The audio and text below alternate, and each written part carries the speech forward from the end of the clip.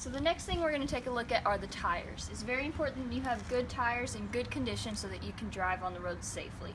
First thing we're going to take a look at with the tires is the tread. So the tread is the rubber part on the circumference of the tire, and that's what's going to be hitting the pavement when you drive. So in order to check your tread, there's this thing called the penny test, where you take a penny and you face it down towards the center of your tire, and then you're going to insert it in between the tread lines. And if the tread is still covering part of Lincoln's head, then you're good. Your tires don't need to be replaced because of the tread. Now, just because you have good tread does not mean that your tires do not need to be replaced. You also need to take a look at any cracks that you might see.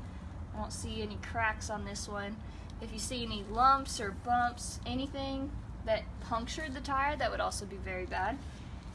Anything like that could mean that your tires need to be replaced. So the next thing we're going to look at with the tire is the tire pressure. So if you take this cap off, this is where we're going to check the tire pressure, and it's also where you would air up your tire if you needed to be aired up. So there are two different types of meters that you can use to measure your tire pressure. So we have this one that looks kind of like a stick, and we also have this one that's round and it has a little pin needle in there. So in order to check your tire pressure, it's very simple. You just insert one of these onto the tire, and then this thing will pop out. Now there are many different measurements on all sides, but we're looking at PSI. And so these tires are supposed to be aired up to 35 PSI, and you can see these tires are good, they're aired up. Now this is how you use the stick one, but then you can also use this one, and it's the same type deal. So you just insert it on the thing, and then it says the same reading, it's about 35, you're still good. Now in order to know what your tires need to be at, you check on the inside of the door or on the inside of your car here, and it'll tell you cold tire pressure, and then it says 35 PSI. So that's how you can know what your tire pressure is supposed to be at.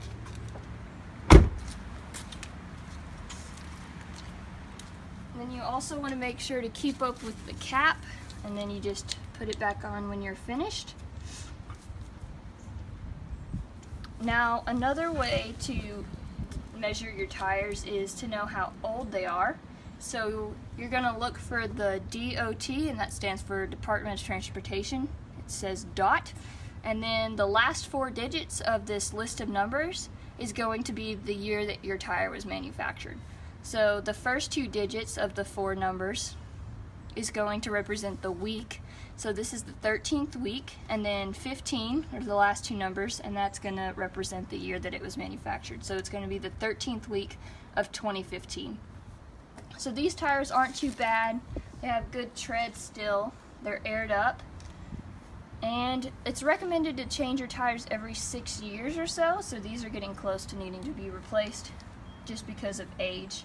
And then you can see a little bit of wrinkles on the car tread where it's starting to crack, on the tire tread.